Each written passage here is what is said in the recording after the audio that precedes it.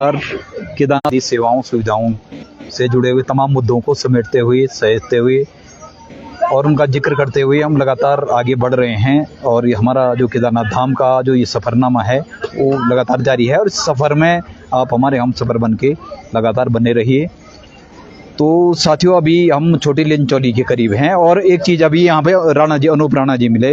वो भी स्थानीय यहाँ पे व्यवसायी हैं और कुछ सालों से व्यवसाय कर रहे हैं। उन्होंने एक चीज़ बताई बहुत बढ़िया, मेरे दिमाग में भी नहीं थी ये चीज़, कि यहाँ पे 24 घंटे की यात्रा शुरू हो गई और रात को यहाँ पे टेम्परेचर -2 डिग्री सेल्सियस से लेकर -10 डिग्री और केदारनाथ धाम में मेरे ख्याल से -12 डिग्री सेल्सियस नीचे गिर जाता है।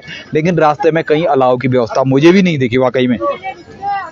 दिन में तो चलो तब भी ठीक है, लेकिन रात को अगर आप 8-9 बजे के बाद टेम्परेचर गिरता जाता है, वो इतना गिर जाता है कि 3-4 बजे तक वो बहुत नीचे गिर जाता है। तो ऐसे में जो जाहिर सी बात है गर्मियों का मौसम है, आजकल तो नीचे से जो लोग आते हैं उनको अलग भौगोलिक परिस्थितियों का, चुनौतियों का सामना करना पड़ता है। लेकिन अलाव तो है ही नहीं यहाँ पे कहीं। भाई शहरों में तक व्यवस्था की जाती है, सर्दियों में देहरादून में है, रुड़की हरिद्वार में है, वहाँ तीर्थयात्रियों के लिए प्रत्येक चौराहे पे अलाव की व्यवस्था प्रशासन द्वारा की जाती है, नगर पालिका द्वारा की जाती है। यहाँ पे वो व्यवस्था है ही नहीं।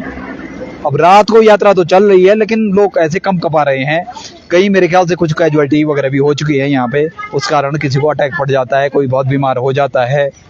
और बारिश का मौसम है, बारिश में भीगते हुए आदमी आएगा और रात को अगर -6 डिग्री, -10 डिग्री, -2 डिग्री टेम्परेचर पर अगर यहाँ चलेगा तो उसके क्या हाल होंगे वो वही जानता है जो चल रहा है या जिसको उन चुनौतियों का सामना करना पड़ा है। तो अलाव क्यों नहीं यहाँ पे है? प्रत्येक 2 किलोमीटर पे 1 किलोमीटर पर अलाव होना चाहिए था यहाँ पे। उसमें प्रॉपर जो सरकार का, प्रशासन का एक नुमाइंदा या कर्मचारी जो भी है, 1-2 कर्मचारी वहाँ पे होने चाहिए थे। ये व्यवस्था भी बिल्कुल नहीं है, जबकि यहाँ पे आप शहरों में सर्दियों में वो व्यवस्था कर सकते हैं, तो यहाँ पे क्यों नहीं? जबकि यहाँ पे और अधिक उसकी नितांत तो बहुत अधिक आवश्यकता थी, वो व्यवस्था है ही नहीं।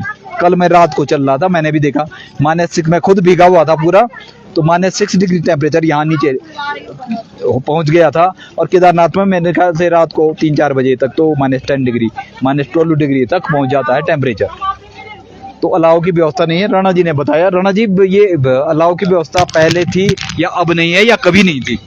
देखिए सर, इस संदर्भ में हमारी अपने जिलाधिकारी महोदय जी से भी बात हुई थी और उन्होंने आश्वासन भी दिया था कि अलाव की व्यवस्थाएं होंगी। हमने ये कहा था जो थारू कैंप है नीचे, उससे ऊपर इसकी नितांत आवश्यकता है, क्योंकि जो बाहर से जो भी यात्री आ रहे हैं, कोई गुजरात से आ रहा है, कोई राजस्थान जैसे गर्म इलाकों से, उन लोगों को यहाँ पे सरवाइव करना बड़ा मुश्किल हो जाता है।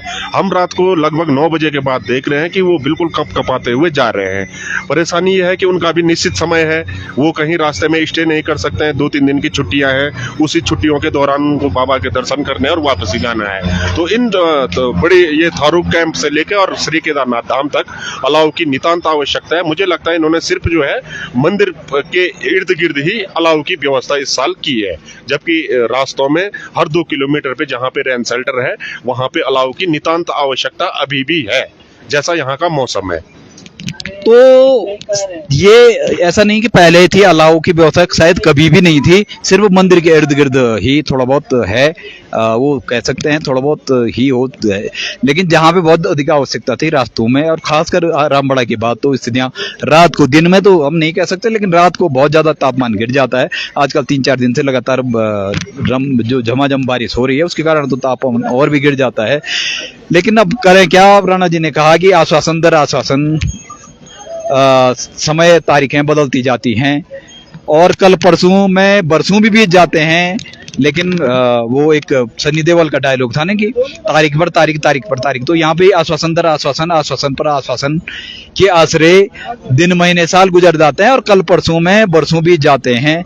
लेकिन सवाल जो कम थे वो बड़े होते गए और तमाम नए सवाल भी जुड़ते गए। लेकिन उन सवालों को पूछेगा कौन जवाब देगा, कौन गारंटी लेगा, कौन जिम्मेदारी और जवाबदेही तय करेगा, ये सबसे बड़ा सवाल रह जाता है। तो आगे हम आपको जैसे जो बन पड़ेगा वो दिखाएंगे।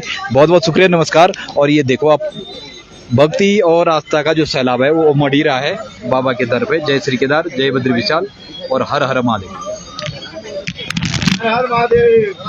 ये देखो आप सब यात्रीगण हर हर महादेव के साथ जयकारों के साथ, और अच्छा भी लग रहा है, एक अच्छा वातावरण बनता है हर हर महादेव के साथ। हम भी फिर हाजिर होते हैं।